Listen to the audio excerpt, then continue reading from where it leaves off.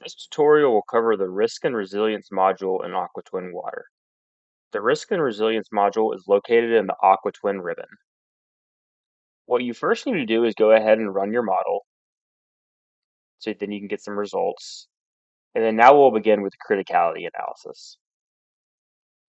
What the criticality analysis tool does is it iterates through all the pipes in the system, takes each pipe out of service, and then shows the impact of that pipe being out of service, defined by the resilience criteria below. You have the option to run this on all the pipes in the system, a saved selection of pipes, or an external valve layer where it will remove the pipes on either side of the valve. For this example, we'll just run the analysis on all the pipes in the system. So now let's look at the results for an individual pipe. I'm going to use my asset properties selection. I'm going to zoom in here and select this pipe. You can see the output for the resilience analysis is down here in the bottom right-hand corner of my screen. So the first result is a true or false. If I remove this pipe from the system, does it disrupt service? Yes or no? And so for this example, you can see this is true. The next two results are the big ones. If I remove this pipe from service, what is the impacted demand of me removing this pipe? And you can see that here. And then how many junctions are impacted if I remove this pipe? The next one is the impacted population. And this is actually calculated by this average water volume consumed that you put in the resilience criteria. And then the rest of the results are, if I remove this pipe from service, well, still a large majority of the system, the water is still available. If I remove this pipe, you see there's this many high head loss pipes in the system, this many high velocity pipes, this many low pressure nodes. But then you can see this is a relatively small percentage of the system. The hydraulic resilience index is related to the capability of a water system to overcome failures while still meeting demands and pressures at the junction nodes.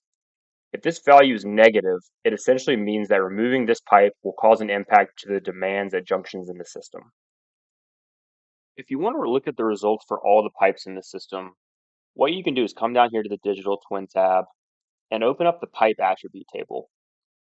From here, I can actually toggle on my resilience metrics. What you can do now is you see this disrupted service column. If I drag this up here into the column header, I essentially can create a pivot table.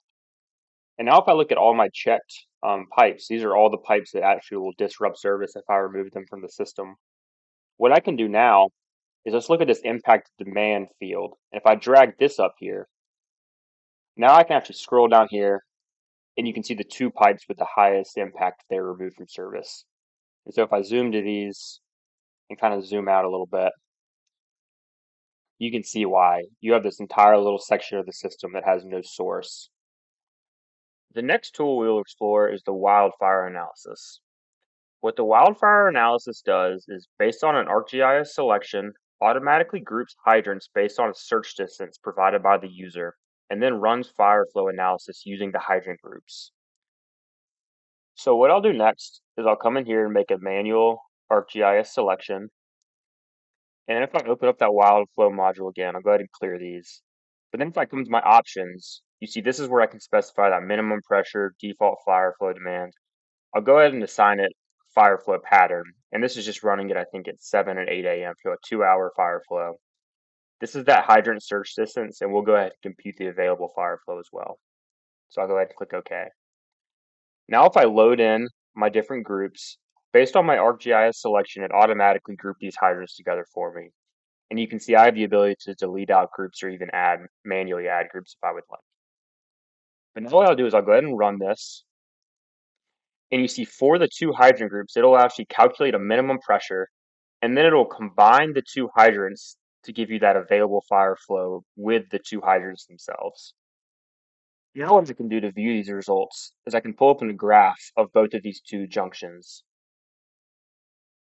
And you see I have, since my fire flow demand was only for 2 hours, you see that I have that 1,000 demand for the 2 hours here for both of these junctions. But then if I go to pressure, I can see how the pressure differs during that fire flow simulation for both of the junctions as well. If I come to the mapping option, I can also create some fire flow contours or any kind of fire flow heat maps as well. I'll go ahead and create an available fire flow heat just to show. Outage analysis looks at when power is unavailable for an extended period of time and it then runs the simulation to see what effect this has on tanks and junctions. First, you want to specify what the critical nodes are in your system, or the nodes that you want to analyze.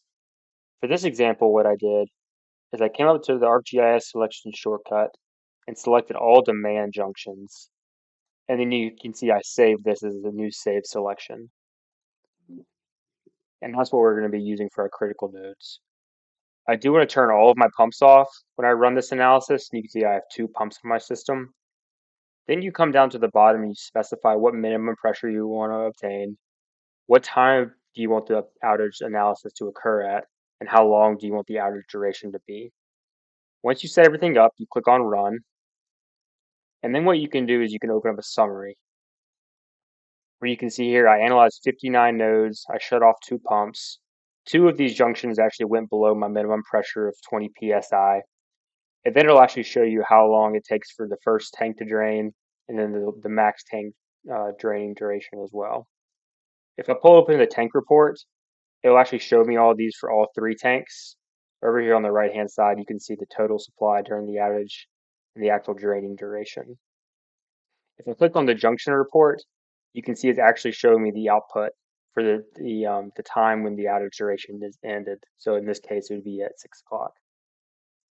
If I come up here and click on worst case scenario, what this actually does, if I exit out of this, it created a whole new feature class in my contents pane to show me the different pressures. So if I clear this selection, you can see all of my junctions are now color coded to see what kind of pressure they have at the end of the simulation. The earthquake simulation determines the potential leakage from pipes during an earthquake. All you need to do is specify the epicenter and magnitude of the earthquake. So to specify where the epicenter is, I click on this arrow. I can actually just click anywhere in my map.